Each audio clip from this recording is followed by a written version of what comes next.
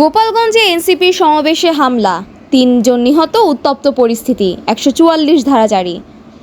গোপালগঞ্জে জাতীয় নাগরিক পার্টির সমাবেশের পর হামলা ও সংঘর্ষের ঘটনায় ৩ জন নিহত হয়েছে।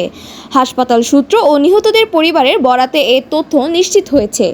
নিহতরা হলেন গোপালগঞ্জ শহরের উদয়ন রোডের দীপ্ত সাহা, কোটালীপাড়ার রমজান কাজী এবং টুঙ্গিপাড়ার সোহেল মোল্লা। বুধবার বিকেল ৫:১৫টার দিকে গোপালগঞ্জ জেনারেল হাসপাতালের তত্ত্বাবধায়ক জীবিতেশ বিশ্বাস জানান, গুলিবিদ্ধ অবস্থায় ৩ জনকে মৃত অবস্থায় হাসপাতালে আনা হয়েছে। নিহতদের মধ্যে ২ জনের পরিচয় বিকেল ৫:৩০টার দিকে নিশ্চিত হয়। অন্যজনের মৃত্যুর খবর রাত ৭:৩০টায় নিশ্চিত করা হয়। এছাড়া গুলিবিদ্ধ আরও ৯ জনকে হাসপাতালে ভর্তি করা হয়েছে, যাদের অস্ত্রোপচার চলছে।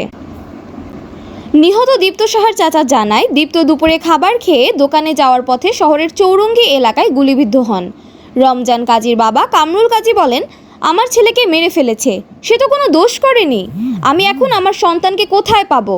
অন্যদিকে সোহেল মোল্লা চৌরঙ্গির কেরামত আলী প্লাজায় মোবাইল ব্যবসায়ী ছিলেন।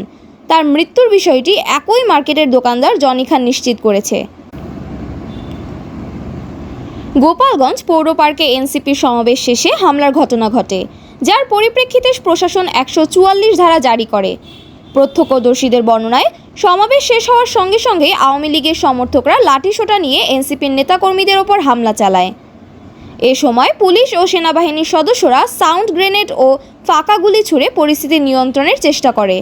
এনসিপির নেতাকর্মীরা দ্রুত গাড়ি নিয়ে ঘটনাস্থল ত্যাগ করেন। এনসিপির মুখ্য সমন্বয়ক নাসিরউদ্দিন পাটওয়ারি অভিযোগ করেন, আওয়ামী লীগের নেতাকর্মীরা এই হামলা চালিয়েছে।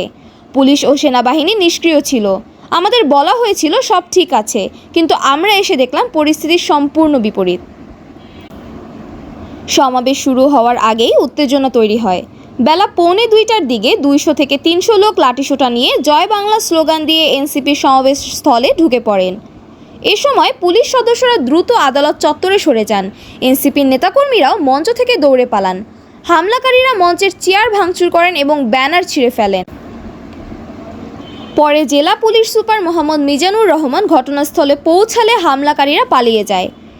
এনসিপির কর্মসূচি ঘিরে গোপালগঞ্জে এর আগেও সহিংসতা দেখা দেয়। বেলা 11:30টার দিকে গোপালগঞ্জ ট্যাকেরহাট সড়কের কংসুরে পুলিশের গাড়িতে আগুন দেওয়া হয় এবং উপজেলা নির্বাহী কর্মকর্তার গাড়িতে হামলা চালানো হয়। ফেসবুকে ছড়িয়ে পড়া একটি ভিডিওতে দেখা যায়, গাড়ি পোড়ানোর সময় ছাত্রলীগের গোপালগঞ্জ জেলা সাধারণ সম্পাদক মোহাম্মদ পিয়াল লাঠি হাতে দাঁড়িয়ে আছেন। ভিডিওতে অন্যজনকে বলতে শোনা যায়, আমরা পিয়াল ভাইয়ের সাথে আছি। ঘটনায় পুলিশ সুপার মোহাম্মদ মিজানুর রহমান এবং জেলা প্রশাসক মোহাম্মদ কামরুজ্জামান সহ ঊর্ধ্বতন কর্মকর্তাদের কোনো বক্তব্য পাওয়া যায়নি। তাদের ফোন করা হলে তারা কথা বলতে রাজি হয়নি। এ ঘটনায় গোপালগঞ্জে উত্তপ্ত পরিস্থিতি তৈরি হয়েছে এবং স্থানীয় প্রশাসন পরিস্থিতি নিয়ন্ত্রণে কঠোর ব্যবস্থা নিয়েছে।